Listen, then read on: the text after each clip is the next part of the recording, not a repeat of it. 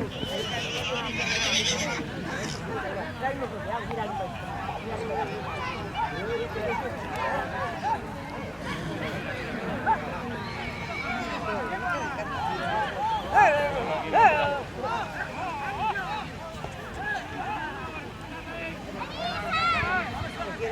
quieren entrar.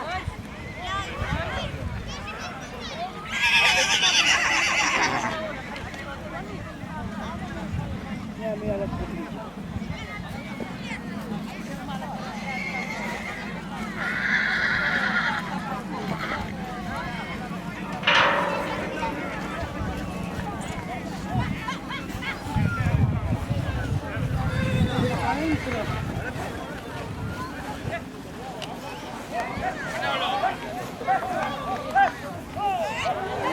Ahí están dentro.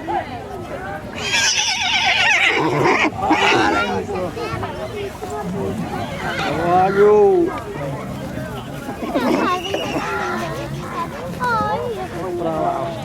Con pelo blanco. Esa quería comprar. Esa quería comprar. Ven,